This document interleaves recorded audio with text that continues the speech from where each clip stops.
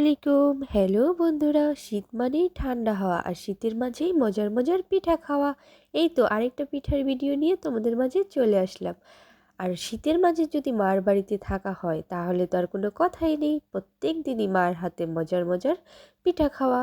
আজকে বানানো হচ্ছে সিদ্ধ পুলি পিঠা। এই তো প্রথমে এখানে পিঠাটাকে চাউলের গুঁড়িগুলোকে সিদ্ধ করে একটা আটার ডো তৈরি করে নেওয়া হয়েছে। আর সেই আটার ডো থেকে কিছুটা ছোট ছোট লিচি কেটে এর ভিতরে একটা বাটির মতো তৈরি করে তার ভিতরে ভরে দেওয়া হচ্ছে হালুয়ার পুর।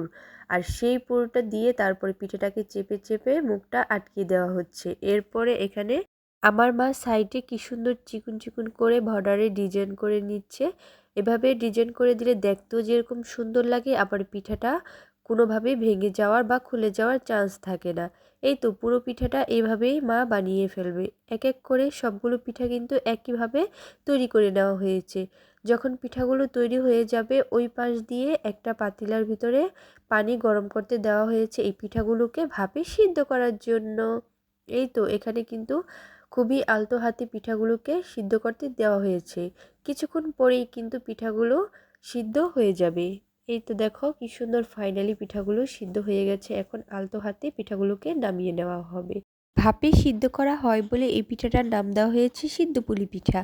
তোমাদের কার অঞ্চলে কী নামে এই পিঠাটা ডাকে তোমরা কিন্তু কমেন্ট করে প্লিজ জানাবে। আর এর পিঠাটা খেতে কিন্তু ঠান্ডা বা গরম দুইটা ভিন্ন স্বাদ লাগে, দুটোভাবেই খেতে কিন্তু ভীষণ মজা লাগে। আজকের মতো এই পর্যন্তই।